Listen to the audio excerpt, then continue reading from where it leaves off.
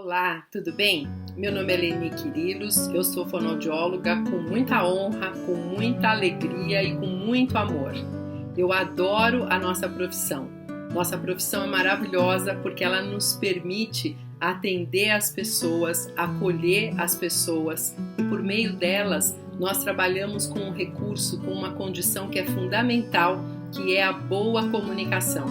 Quem se comunica bem gera menos mal-entendidos, consegue traduzir aquilo que sente, consegue transmitir as suas ideias de uma maneira clara e isso traz um bem-estar maravilhoso. Nós somos mais felizes quando nos comunicamos bem. Bom, quero cumprimentar e dar os parabéns para a Sociedade Brasileira de Fono por essa iniciativa e dizer que é um prazer e uma honra muito grande estar aqui falando com vocês. Bom, o pedido foi que eu falasse sobre a minha formação. Eu fiz a faculdade de fonoaudiologia na Unifesp. A minha turma da Unifesp foi a primeira da transição do curso de 3 para 4 anos. A minha turma optou por fazer o curso em 4 anos, nós nos formamos em 1985 e por conta disso ganhamos um ano a mais de prática clínica no Hospital São Paulo, o que sem dúvida trouxe um embasamento muito melhor para nós todas. Eu logo na sequência tive a vontade de me aprimorar, de fazer pós-graduação e iniciei pela especialização. Durante o curso eu tinha 2 matérias que me interessavam muito, a voz, claro, e a audiologia. Talvez por eu ter uma personalidade mais objetiva, um pouco mais impaciente, eu gostava de coisas que fossem mais concretas. E aí eu fiz a especialização no ano seguinte em voz na Unifesp e fiz especialização em audiologia na Santa Casa. Gostei demais dos 2 cursos e quando terminei, já pensando em me direcionar ao mestrado, eu percebi que eu teria que fazer uma escolha.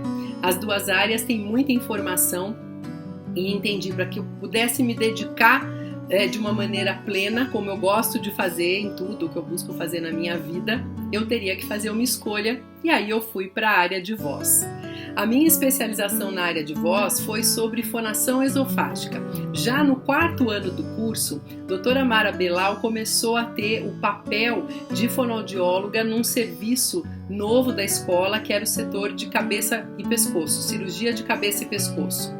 Eu fui estagiária da Mara, depois fiz a minha monografia de especialização orientada por ela e comecei a atuar, a atender no Hospital São Paulo pacientes com esse tipo de situação, de condição de necessidade de trabalho.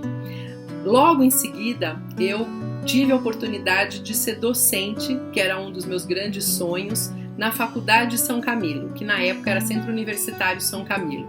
A Faculdade São Camilo tinha o curso de fonoaudiologia, eu fui docente durante 10 anos, fundei lá o curso de especialização em voz, coordenei durante o período e foi uma experiência bastante rica para mim. Durante o período em que eu fui docente na São Camilo, eu fiz o mestrado e o doutorado.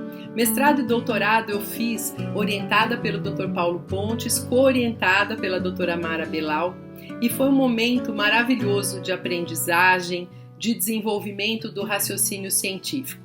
A minha dissertação de mestrado tratou da laringe normal das mulheres comparando com as laringes masculinas e foi um trabalho que me trouxe muita informação valiosa. No doutorado, nós optamos por estudar a lesão mais comum que existe no sexo feminino, no gênero feminino, que é o nódulo vocal. E durante o doutorado, eu estudei como essa afecção interfere, impacta e como ela se forma. Minha tese de doutorado se chamou Nódulo Vocal, caracterização de uma entidade. Bom, nesse meio tempo, claro, eu comecei a atender muitos pacientes de voz, por conta dos contatos, por conta da minha área de estudo e de dedicação.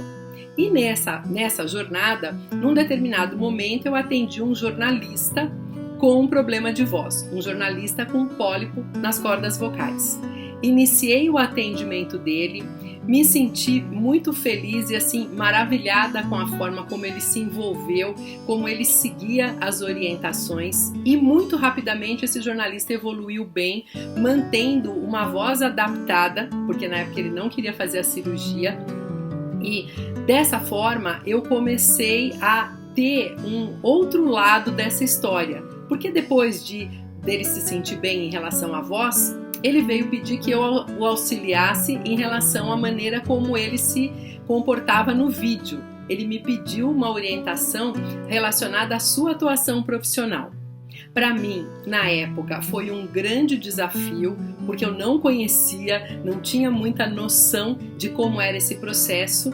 Me interessei, me dediquei ao extremo, busquei conhecer características da atuação do jornalista e rapidamente comecei a ter no consultório outros pacientes que tinham problemas de voz ainda e que eram jornalistas.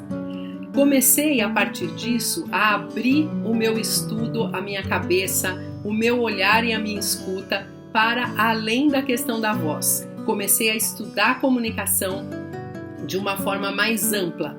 E com isso, cada vez mais eu fui tendo acesso ao trabalho com profissionais da voz, com pessoas que, além de terem uma boa voz, precisavam se comunicar de uma maneira mais efetiva.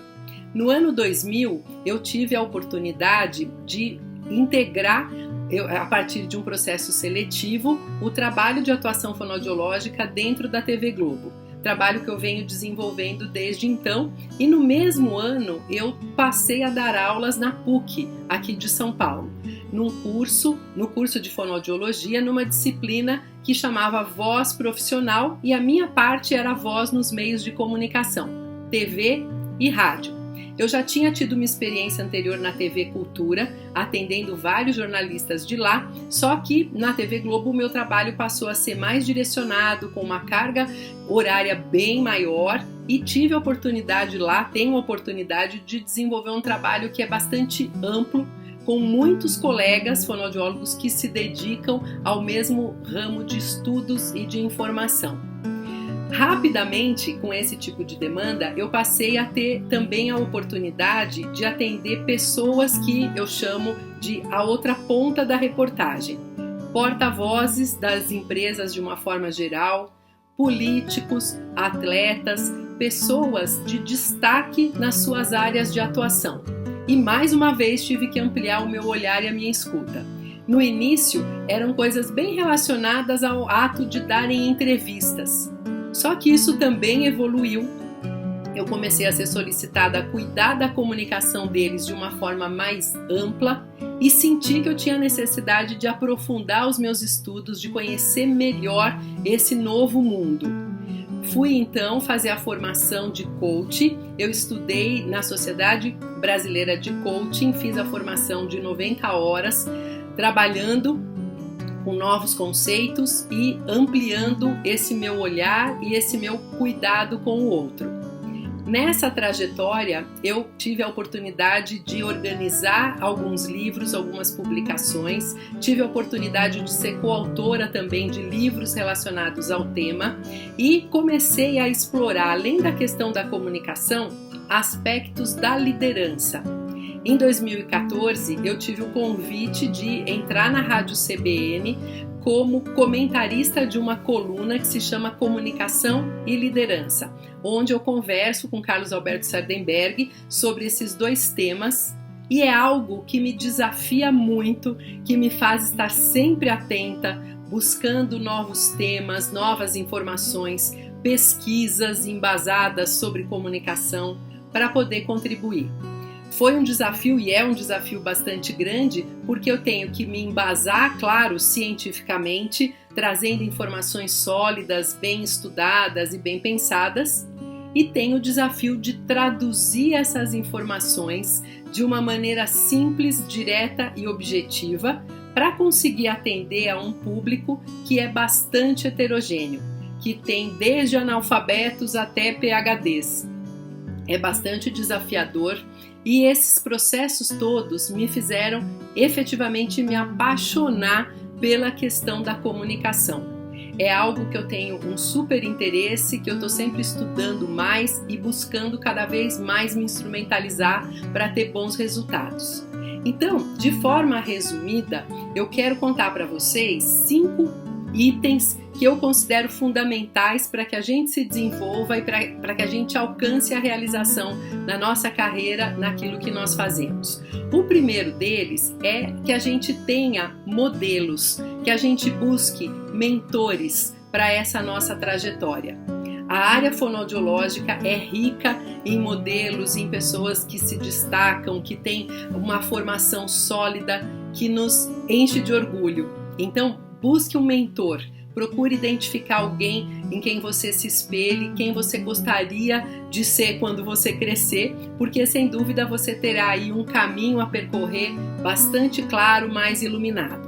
A segunda diz respeito à busca pelo aprimoramento constante. Nós atuamos num meio que é bastante exigente e é fundamental que a gente se instrumentalize. Considero aí tanto uma formação sólida, científica, que nos permite identificar claramente o que é correto, o que é incorreto, o que é evidência, o que não é, o que é empírico e o que é comprovado, para que a gente possa ter práticas melhor direcionadas às pessoas que nos procuram. E considero aí, também nessa questão do aprimoramento, estudos mais amplos, num escopo maior, que envolvam diferentes aspectos da comunicação. No meu caso, livros sobre negócios, livros sobre liderança, que me permitem ter uma visão mais ampla e mais geral de coisas que são relevantes para esse público ao qual eu me dedico. A terceira é a nossa vontade de sermos úteis, é o fato de nós termos prazer de nos colocarmos a serviço do outro. Eu considero essa condição fundamental para que a gente faça um bom trabalho, para que a gente se dedique efetivamente para sempre se aprimorar. A quarta é a nossa automotivação. Eu quero que vocês saibam que na minha atuação eu acabo trabalhando muito, a minha rotina é bem ocupada com muitas coisas que eu faço, porque eu gosto demais do que eu faço e porque os resultados que a gente obtém nos motivam, devem nos motivar. Eu sou absolutamente automotivada, por mais que eu perceba que eu tenho que me dedicar, que isso exige sacrifício de tempo, sacrifício de deixar de fazer outras coisas e etc. O que eu tenho de retorno em relação à nossa profissão me agrada muito, me faz muito feliz. E, finalmente, considero que é fundamental que a gente tenha um propósito. O meu é fazer com que as pessoas sejam mais felizes por meio de uma comunicação efetiva. O meu propósito é favorecer o entendimento entre as pessoas, é buscar diminuir as distâncias, encurtar as distâncias, gerar mais aproximação. E cada vez eu entendo mais que isso acontece quando nós conseguimos falar com amor, quando nós buscamos uma comunicação afetiva, generosa e fazendo uma associação com uma expressão que eu gosto demais de uma autora chamada Sheryl Sandberg, a busca pelo que ela chama de assertividade generosa. Buscarmos trabalhar bem com as nossas mensagens para podermos entregar de uma maneira efetiva e embalarmos essa assertividade toda com muita generosidade e empatia.